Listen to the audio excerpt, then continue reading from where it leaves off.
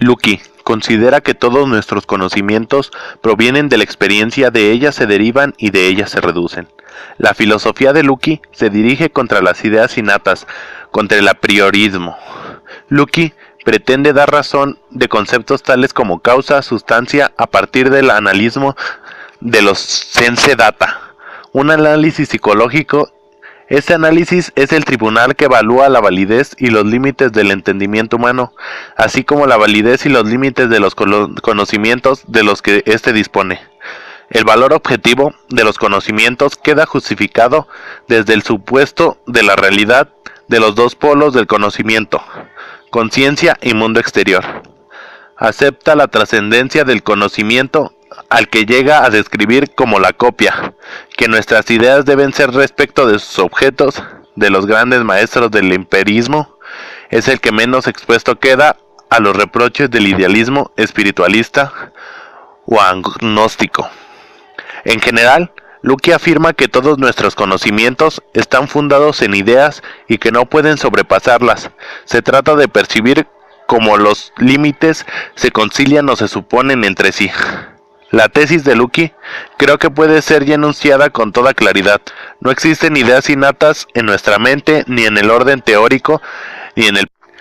Descartes es considerado unánimemente como el fundador de la filosofía moderna.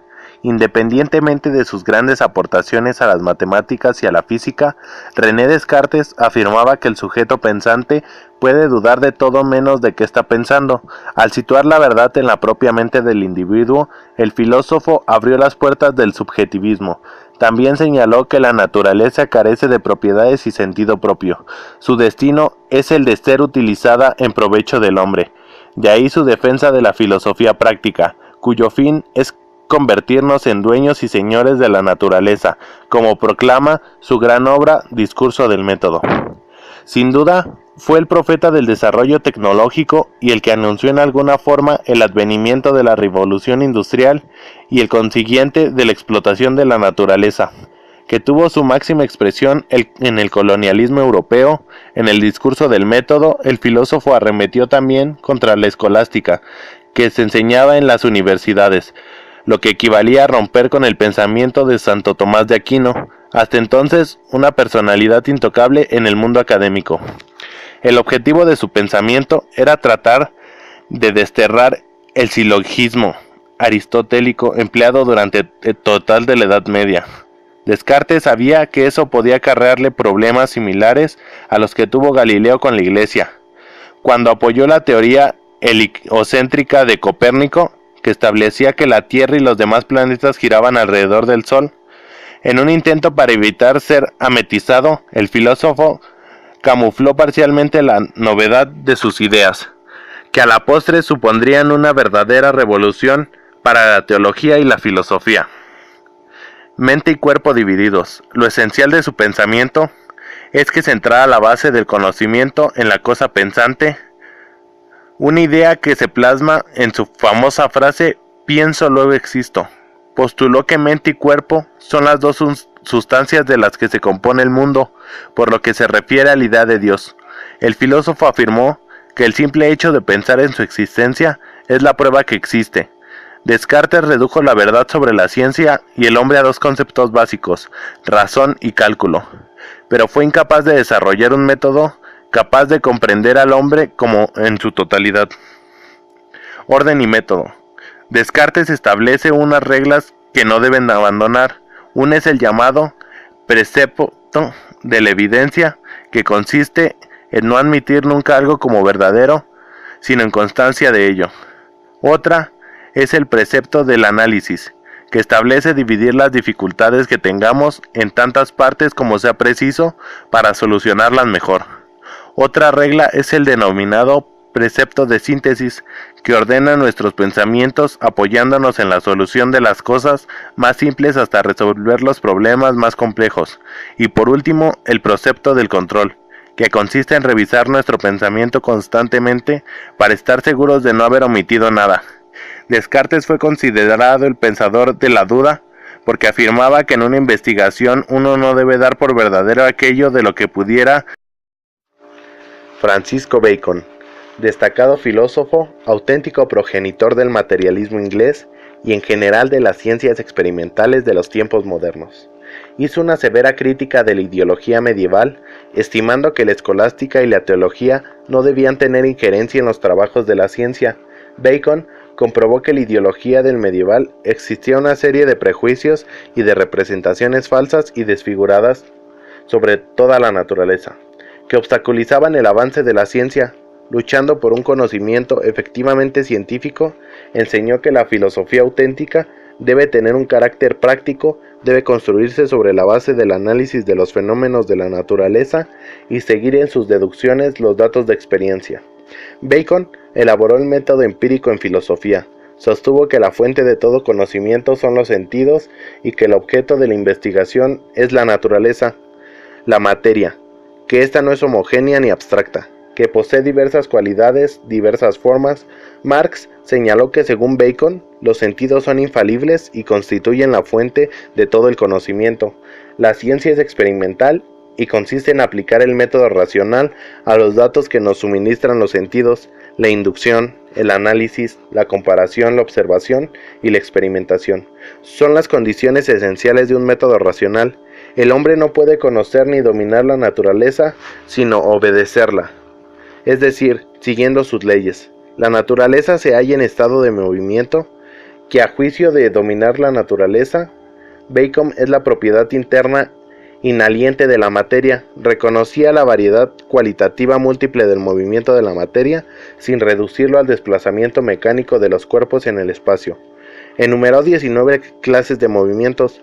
Las formas primarias de la materia son desplazamiento mecánico, fuerzas esenciales vivas, individualizadoras, internamente inherentes a ella y que crean las diferencias específicas, caracterizando las concepciones bacónicas del movimiento. Sin embargo, Bacon no pudo resolver correctamente el problema de las formas del movimiento de la materia y su filosofía en general tiene un carácter mecanista. Bacon fue el primero con mayor rigor en elaborar el método inductivo de conocimiento en la ciencia.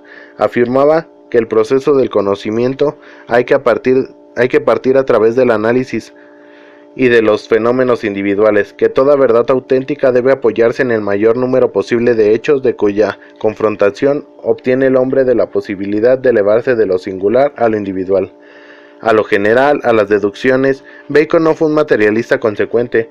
Su materialismo está cargado de incongruencia teológica. En sus concepciones sobre la historia de la sociedad, Bacon adoptó posiciones idealistas. Su clasificación de las ciencias, a la que da por base las diversas facultades del alma, por decir la memoria, la imaginación, el entendimiento, también es idealista. Bacon reconocía la existencia de Dios y la inmortalidad del alma, pero no obstante la limitación histórica de sus concepciones. Su filosofía significó un gran paso en la historia del materialismo. Los clásicos del marxismo tuvieron en gran aprecio el papel progresista de Bacon, cuyas ideas ejercieron mucha influencia sobre los filósofos que lo siguieron, tales ejemplos como Hobbes, Locke y los materialistas. Spinoza fue un filósofo y pensador holandés, considerado el exponente más moderno del panteísmo y uno de los tres grandes filósofos racionalistas del siglo XVII.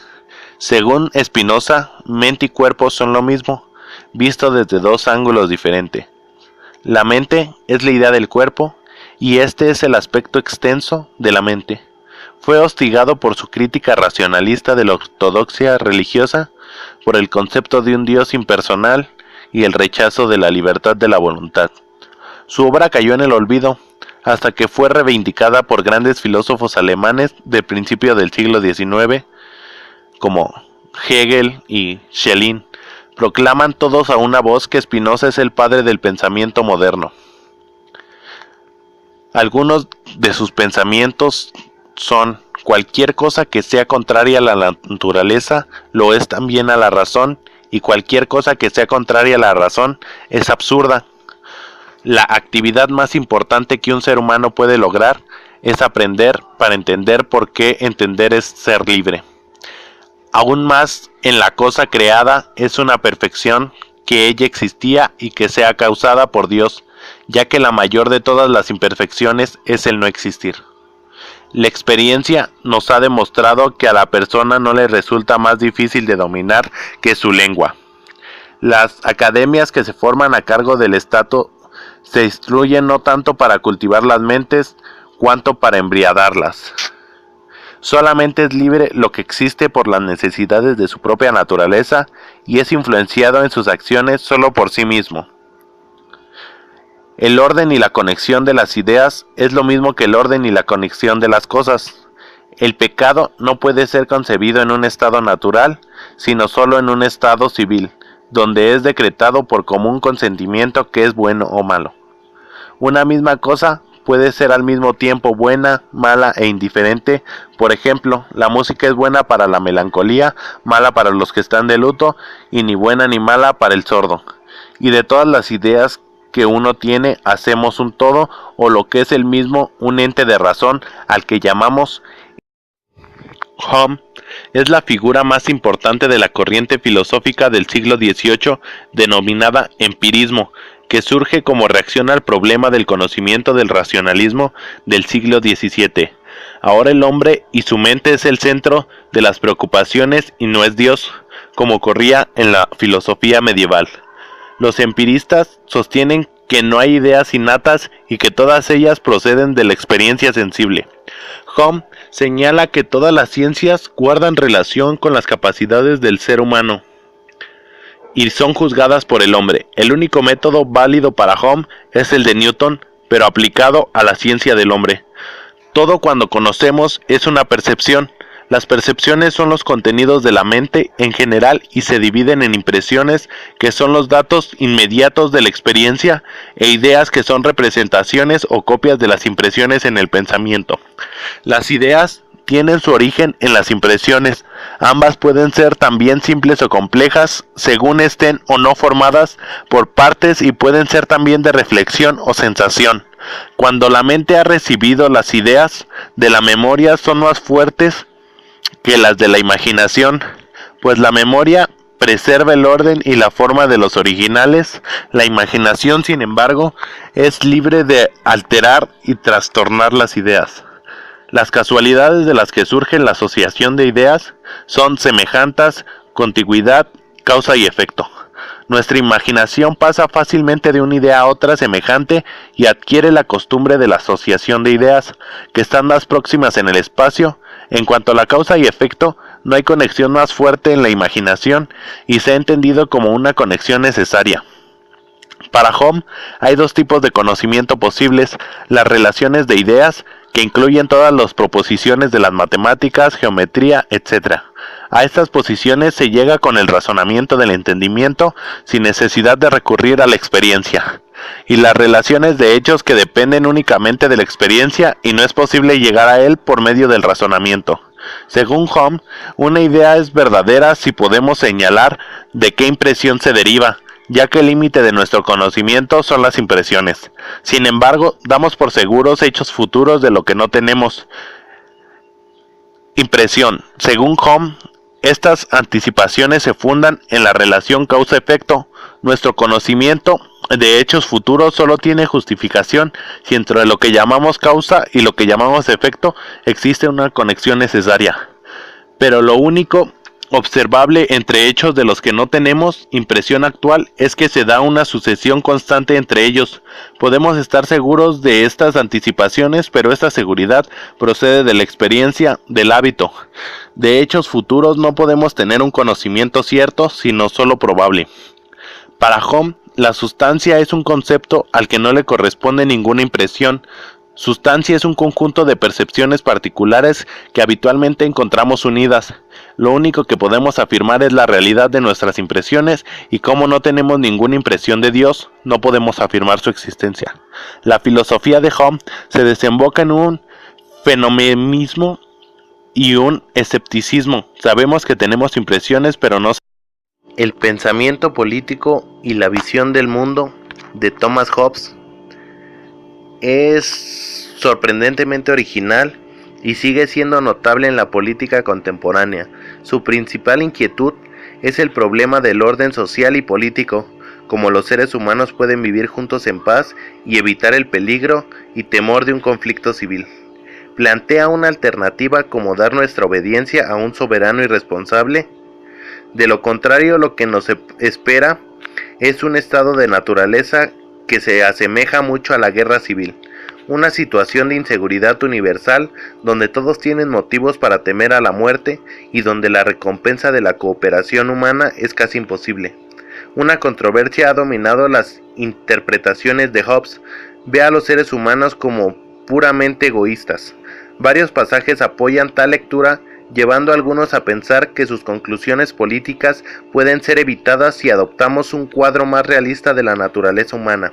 Sin embargo, la mayoría de los eruditos ahora aceptan que el propio Hobbes tenía una visión mucho más compleja de la motivación humana.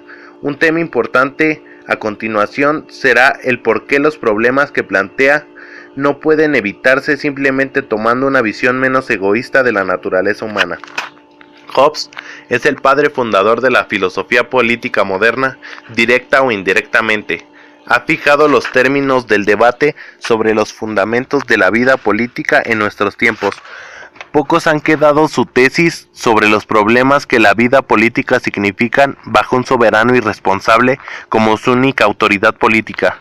Sin embargo, todavía vivimos en el mundo donde la autoridad humana es algo que requiere justificación y es aceptada automáticamente por pocos, un mundo donde la desigualdad social y política también parece cuestionable, y un mundo donde la autoridad religiosa enfrenta una disputa significativa.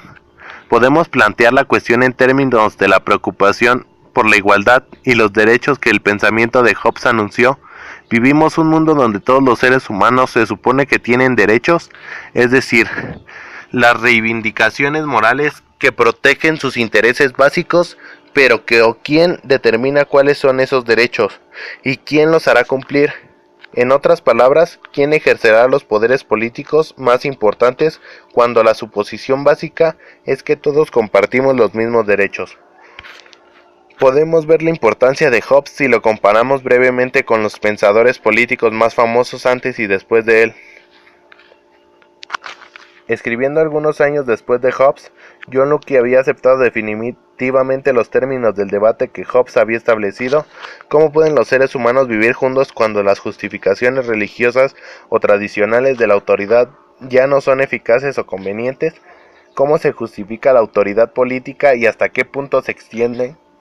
En particular, ¿son nuestros gobernantes políticos propiamente como ilimitados en sus poderes, como Hobbes había sugerido? Y si no lo son, ¿qué sistema de política asegura que no sobrepasarán la marca, no transgredan los derechos de sus súbditos? Por lo tanto, al evaluar la filosofía política de Hobbes, nuestras preguntas guías pueden ser: ¿qué escribió Hobbes tan importante? ¿Cómo fue capaz de establecer una manera de pensar sobre la política y el poder que sigue siendo decisivo casi 4 años? Leibniz, filósofo alemán, negativamente conocido como el filósofo optimista. En la filosofía del conocimiento, Leibniz se adhiere a las ideas que se definen como objetos de pensamiento de acuerdo con su claridad y distinción. Una idea es clara cuando es suficiente para reconocer una cosa y distinguir. Sin esto, la idea es obscura. Son ideas distintas que distinguen el objeto en las marcas que hacen la experiencia. De lo contrario, se llama confundido. Sin embargo, la teoría de las ideas de Leibniz excluye innatismo cartesiano. Leibniz, en efecto, supera tanto el empirismo de Locke, que quería saber todos los sentidos, y la doctrina cartesiana de las ideas innatas. Ideas son el hombre de forma permanente y estático, ya que proviene de Dios. Locke está mal. El alma humana no es una tabula rasa, una pizarra limpia, lo que llevaría a un registro de la experiencia. Para Leibniz hay que reconocer la importancia de la actividad espiritual. Sin embargo, lo innato cartesiana no aceptable como tal. La experiencia es por lo menos de vez en cuando dejar que la mente tome conciencia la riqueza que hay en él. Cuando es la primera propuesta que el espíritu, como lo demuestra en el examen de los principios del conocimiento, estas afirmaciones básicamente que basan nuestros razonamientos. ¿Cuáles son ellos? Estas son los principios de contradicción y de razón suficiente.